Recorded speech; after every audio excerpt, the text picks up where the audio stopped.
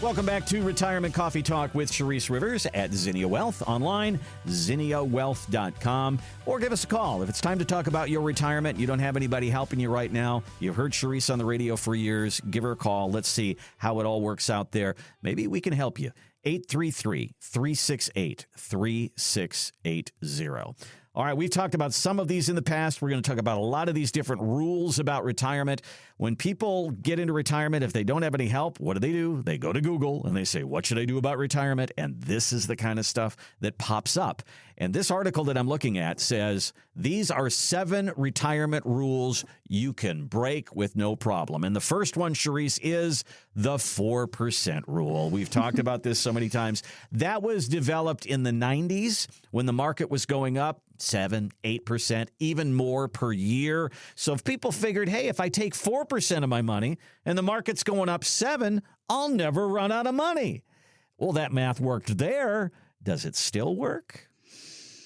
So it depends on what income is coming in and how much you need going out, right? So it has a big picture, like what is our fixed income? Do we have Social Security, pension, or do you just have Social Security and how much do we have saved? So I'll give you a great example because I just sat down with a client of mine who's been a client of mine for 5 years now. And he needs more money in the short term, the next couple of years, than ever expected because there's some stuff hitting the fan, right, with his family. Okay. So on 3 of his accounts, 2 of them, we are following the 10% rule. We're following the 10% rule, and we're still not going to break into his principal because his goal is not to break in the principal, but he knows we got to do this. I was like, because of our returns we've had and based on how this investment is projected to look over the next couple of years, we can pull 10% without biting the principal, and it's going to continue to grow, right? Now, if the market crashes, then we're still not going to bite into the principal. It's just not going to grow, right? And then there's one account we're actually taking 5% from for a couple of years. And then in 2 years, we're going to change the plan back to where we had it. So the 4% rule was created in the 90s.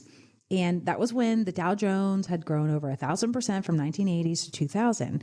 And this 4% rule said, hey, if you don't take more than 4% from your portfolio, you will never run out of money. But that didn't happen to so many people, right? And some people didn't run out of money, but they found themselves living on less income because of what happened during the crash of 2000 and 2008, 2 big worldwide crashes. One took 33 months total bottom out crash, and the other one took 18 months, but it crippled people's accounts. They were following the 4% rule and still taking money out when the market was going down for 33 months, which is a big no-no. No, I'm going to slap your hand. You cannot do that. You cannot pull money out of your account when the market goes down like that. You have to have another bucket that never went down because it cripples your portfolio. You can never make that money back. And then you're taking a higher percentage. And now you're finding yourself, your $1 million is now 500,000 and it never gets back to even. Now you're more conservative. And now you're just like, I'm about to run out of money if I don't take less now. So the 4% rule is a myth, and it was created during a time that was just amazing, right? So a lot of people do follow that rule and they'll stick to that rule, and they very well could do very well on that rule, the 4% rule. It really depends on the inflation rate, how high it goes up, the interest rate environment, and it depends on the crashes and how fast they come and how fast they recover. So there's so many hazards that are really pending on that 4% rule. And that is why it's important you work with a financial advisor that understands that we're bobbing and weaving with these percentages based on a lot of bumps that can come our way, positive and or negative. You know, to me, it's just the math. I don't like math. And you live in math. Yes. I don't like math. You know, if I have $1 million and I need 4% and that's $40,000, that's easy math. But then if my money goes down to $767,000, then I got to trigger, well, what's 4% of that? Well, that's not enough. Now I need more. And now I got 6%, 7%. It's just ridiculous, the math. I just want to look at you, Sharice, and say, Sharice, I need $7,000 a month to do my retirement. I'm going to get $3,000 from Social Security. Help me get $4,000 from my investments. I'm a happy boy. That seems easier, Sharice. Yes, it does. It does. And another example, a client who's been of mine for a while said, Sharice, we underestimated our needs. I know we said 7,000 a month, but it's 9,000 a month. So as a financial advisor, you're like, I hope I did this plan conservatively, and everything I do is pessimistic. And thank God that when we did that, I said, okay, for how many years do you need that much? And we laid out how many years, and then they said they could backtrack 7. But it was nice to be able to do that because we don't overfluff things, and we're realistic. All the advisors here, we're going to be honest with you. Be like, hey, you're screwed and you're going to run out of money if you don't make a change, or hey, we're looking good, but these are some things we need to add in and adjust, and we need to adjust it in year 2 or year 5, that kind of thing. Build in a little wiggle room. Yep. You're listening to Retirement Coffee Talk with Sharice Rivers. We're going through this list here, 7 retirement rules. These are some of these things you've heard over and over again that are okay to break. The next one is everybody's scared of running out of money. So what you should do in retirement is spend as little as possible. Become a miser, clip coupons. No. You got to make your money last, so don't spend it. Not good. Come on. We want you to spend your money and enjoy yourself. You know, when I first got into this industry, Randy, I heard that over and over and over again. Think 20 years ago, right? When I was just like, okay, I'm going to do this. And I'm sitting with advisors, I'm being trained. And they were saying, well, we don't want them to pull too much from these accounts, Sharice, because then we don't make as much. And I'm like, okay, so it's about us. It's about us. It's about the client. It's about us. There you go. I'm telling you, no joke. That was my conversation and my training. Like, it's embarrassing. I've actually never said it on radio, so I feel bad even saying it out loud, but it's true. There's a book out there, and it's called Where Are the Customers' Yachts? It's true. Right. Oh, man. And this is why I actually started Zinnia Wealth, because I don't like the language. I don't like the way people are treating people in this industry. They deserve customer service. They deserve what I'm thinking of my own grandparents and my dad. I'm like, I wouldn't want an advisor to tell my dad or my grandparents or anybody, any of my loved ones, no, listen, I wouldn't buy that, or I wouldn't do that in the retirement years when they deserve it the most, when they actually could, because it's going to hurt the advisor's piggy bank. I get riled up for those conversations. And I'm trying to stay very cool right now because they still happen today. When you retire, start spending your money. You are in your go years, not no-go. You're not no-going. You are at the healthiest you will ever be in your entire life moving forward. You better start spending your money because you might not get an opportunity to do so. Think 10 years ago, Randy, people retired and they heard this nonsensical stuff. Don't spend their money. Oh, you want to buy a new car? Go finance it, right? When people just wanted to pay it off. Some of those people died during COVID. Yeah. They retired for 5 years. They never spent their money. Their spouses are alone now, and they still have plenty of money in their frame, right? But they just didn't get to enjoy the retirement because they were so fearful because somebody said they couldn't spend money. And that is not how we roll. If you want an income plan and you want to see how it rolls, if you spend more money your first 10 years in retirement, those go years where you need to get up and go do it before your pains kick in, before illness kicks in, before death kicks in, because we're not promised tomorrow. We'll show you a plan that will probably give you 30 to 40% more income than you thought you could ever have for the next 10 years. And then we can pull back the reins after 10 years. Because after 10 years, you're tired of going on cruises. How many times are you going to go to Alaska? Right? I've watched it. People after 10 years, they're so they're like, I don't need this income. I've watched it. I didn't even know this. Yeah. So, long story short, you need to see the plan, and you're not going to feel confident about spending money if you don't see it. And this is what we do. I heard somebody say once, do you want your kids rolling up to your funeral in Porsches and Lamborghinis? No. Spend your money. Spend it. Dang it. All right, going through this list here, the 7 retirement rules we can break. And we've heard it many times. The longer you wait, the bigger your check. You should wait till 70 to claim Social Security. Okay, but not for everybody, right, Sharice? Totally. It is interesting over 20 years how Social Security has changed strategies, how we were able to use them, now we can't use them, and how we plan our clients' accounts today versus 10 years ago on Social Security. I truly believe, depending on, right, of course, you guys have to come in, we got to look at all the inventory, what you say, what you need, yada, yada. But on average, 9 out of 10 of the people who walk in this office, I advise one of you collect now. And it's usually the one has a lower Social Security check and let the other one delay most of the time, not all the time, because you have to live past 80. Simple math for it all to count. And what if you don't? You've worked your whole life. Nobody gets your Social Security, that smaller check. Yeah, can't pass that on. Yeah, the surviving spouse gets the larger check, the one that delayed it longer. Yeah. So very few far in between do I ever tell anybody to wait till 70 anymore, Randy.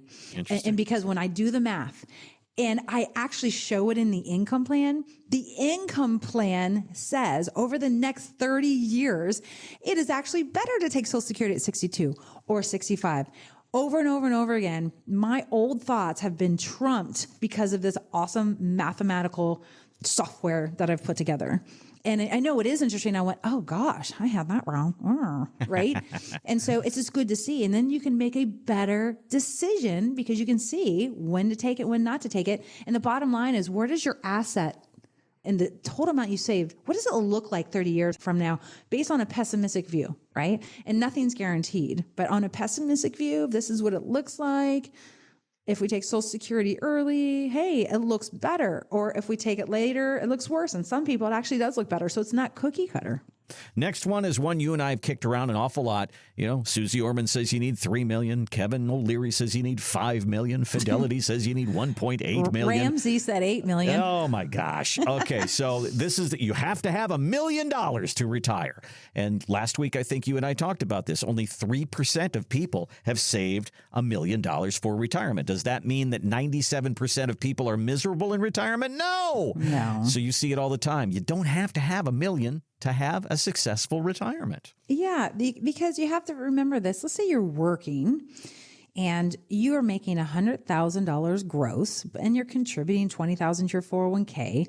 So now you're at $80,000 and then you're pouring some money into your healthcare. So now you're really down to $75,000 and then you're paying your taxes. So now you're really down to $60,000. You're really only living on $60,000 when you really break it down that simply, right? So now you've retired and you've saved $500,000, for example, and your Social Security and your spouse's Social Security is bringing in $40,000, which is very typical, right? So then to get to that $60,000 net, if that's the amount you need when you retire, the same amount when you're working, if that was truly the case, you only got to pull 20 grand from your 500,000 you've saved. So you're doing good on the 4% rule. And if you take that 500,000 and you divvy it up among different asset classes, you can pull more income from others than maybe just a good old 60-40 portfolio. So it's not about what you saved, it's what you keep, right? And you want to be smart on those strategies, and we don't want it all to be derailed because the stock market goes down, but just understanding and taking inventory and what the output and input is going to be key. And then what is that withdrawal strategy? And you'll find out that a lot of people don't have to save $1 million to retire. Yeah, it's a sad story that there's a lot of you out there right now that are grinding away in your 60s. You're trying to get to Medicare age 65, or you're trying to get to Social Security age 62, or you're saying, I'm going to go till 67 or 68. And maybe you don't have to be grinding away right now. Maybe you come in and we sit down and the math works for you. And we would love to have that opportunity to talk to you about it. 833-368-3680. All right, going through our list of 7 retirement rules to break. And here's the next one. You must pay off your mortgage before you retire. Not so much with everybody. Well, you know, that's kind of an old school thought, because think about the mortgages, Randy, back in the day. People had 8, 7% mortgages, 10, 12, right? We're going on language from way back when interest rates were high and you're locked into this 30-year mortgage, right? And so times have changed. Interest rates dropped. A lot of people have 2, 3, and 4% interest rate mortgages. And my question is, why would we get rid of a mortgage that has a 2 or 3 or 4% interest rate? And I know why, right? Because you have been told all your life, don't have a mortgage when you retire. I was just talking to a client about it. Their family's like, you got to get rid of that mortgage. I'm like, yeah, but it's only 3%. Why? You got to cash out your 401ks, pay the tax bill to do that. It makes 0 sense. Right. And I said, it's cash arbitrage at this point, right? And It's a psychological decision to pay off your mortgage, but is it a financial decision to pay off that mortgage? And most people can continue to pay your mortgage unless you really bought a big home, you went over your skis on this home, and maybe it is 3 or 4%, and it's just too much. That is a different story. I think 1 out of 100 people come in here, I see that scenario. I mean, it's a very small amount, but you don't have to pay off that mortgage. You really don't. And if you do, what dollars are you going to use to pay it off with? Because you do not want to use a retirement account because you got to pay Uncle Sam all that money to do that.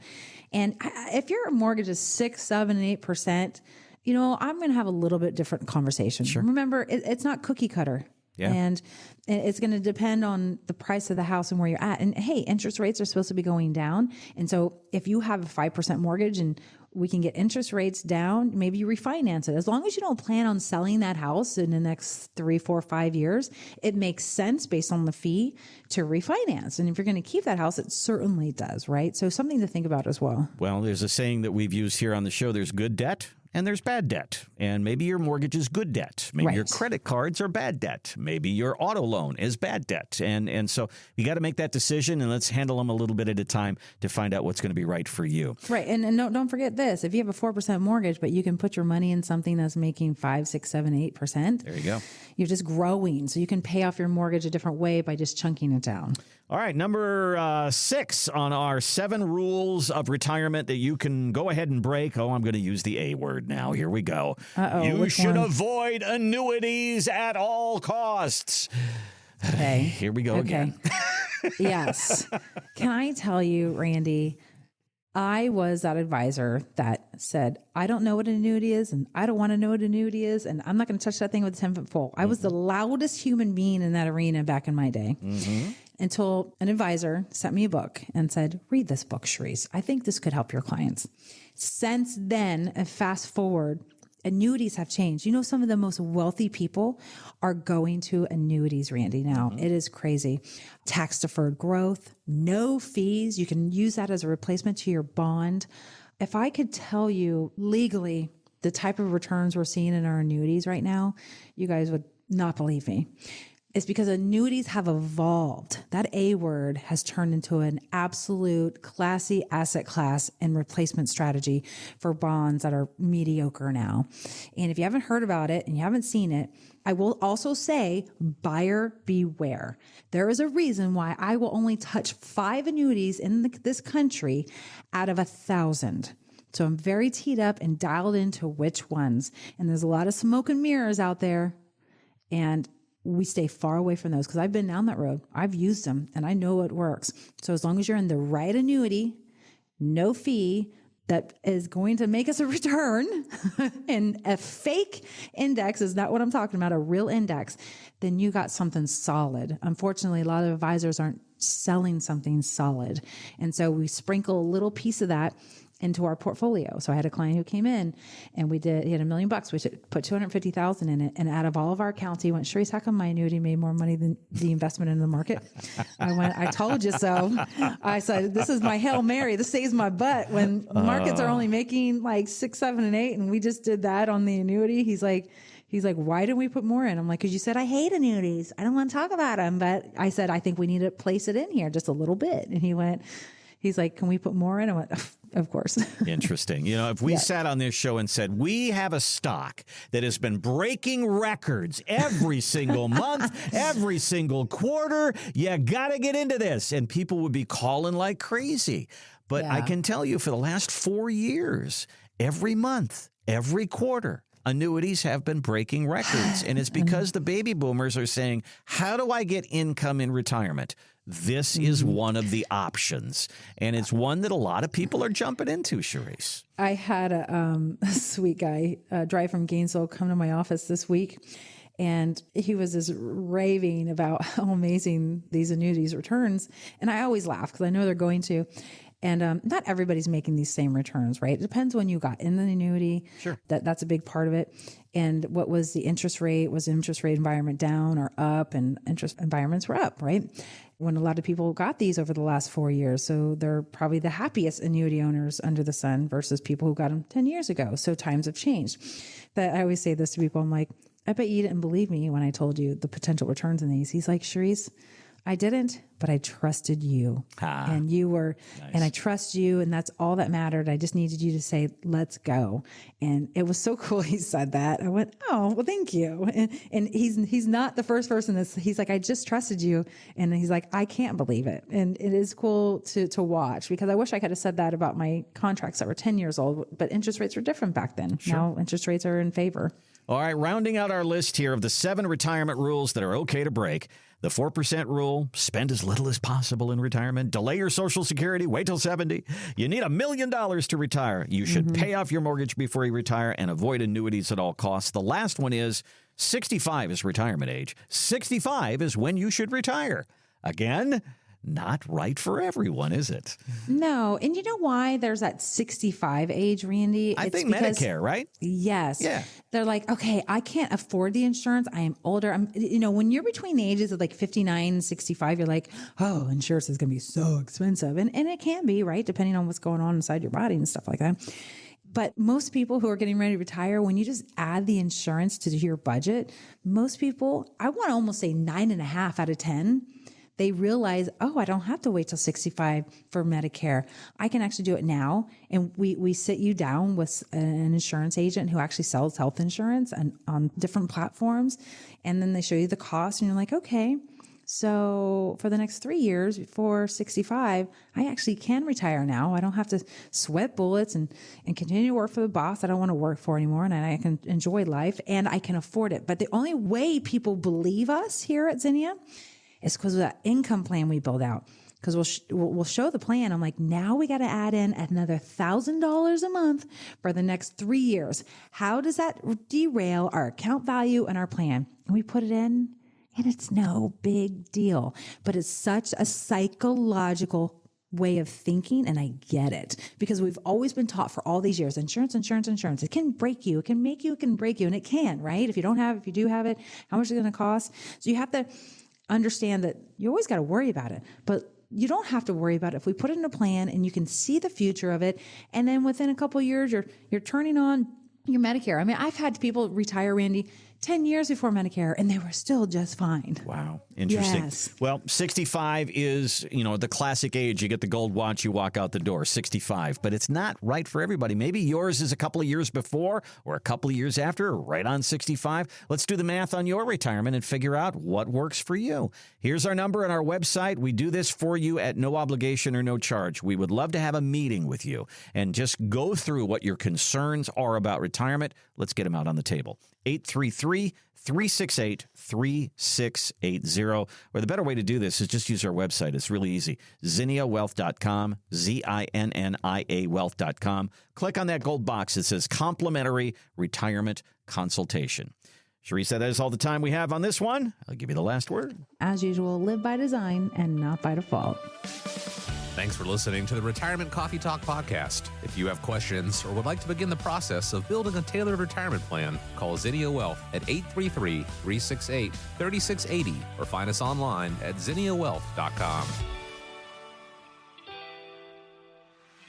Investment advisory services offered through Zinnia Wealth Advisory, LLC, a registered investment advisor. The firm only conducts business in states where it is properly registered or is excluded from registration requirements. Registration is not an endorsement of the firm by securities regulators and does not mean the advisor has achieved a specific level of skill or ability. Insurance products are offered through Zinnia Wealth Management, LLC, Florida license L078655, and Charisse Rivers, Florida license P037744. Zinnia Wealth Advisory, LLC, and Zinnia Wealth Management, LLC are affiliated entities. The information presented is believed to be current. It should not be viewed as personalized investment advice. All expressions of opinion reflect the judgment of the presenter on the date of the podcast and are subject to change. The information presented is not an offer to buy or sell or a solicitation of any offer to buy or sell any of the securities discussed. You should consult with a professional advisor before implementing any of the strategies discussed. Any legal or tax information provided in this podcast is general in nature. Always consult an attorney or tax professional regarding your specific legal or tax situation. Any client experience discussed on this show are unique to that client. Annuity and life insurance guarantees are subject to the claims paying ability of the issuing insurance company. If you withdraw money from or surrender your contract within a certain time after investing, the insurance company may assess a surrender charge. Withdrawals may be subject to tax penalties and income taxes. Persons selling annuities or other insurance products receive compensation for these transactions. These commissions are separate and distinct from fees charged for advisory services. Insurance products also contain additional fees and expenses. Social Security rules and regulations are subject to change at any time. Always consult with your local Social Security office before acting upon any information provided herein. References to specific investments should not be construed as being past specific recommendations. The returns for various indices discussed in this podcast do not represent the performance of the firm or any of its advisory clients. Returns do not reflect the impact that advisory fees will have on an investment. Past performance may not be indicative of future results. All investment strategies have potential for profit or loss. Different types of investments involve higher and lower levels of risk. There is no guarantee that a specific investment strategy will be suitable or profitable for an investor's portfolio. Historical performance returns for investment indexes and or categories usually do not deduct transaction and or custodial charges or advisory fees, which would decrease historical performance results. There are no guarantees that a portfolio will match or outperform a specific benchmark. Investments in fixed income products are subject to liquidity risk, market risk, index rate risk, credit risk, inflation risk, purchasing power risk, and taxation risk. Because bond prices fluctuate continually, their yields change constantly.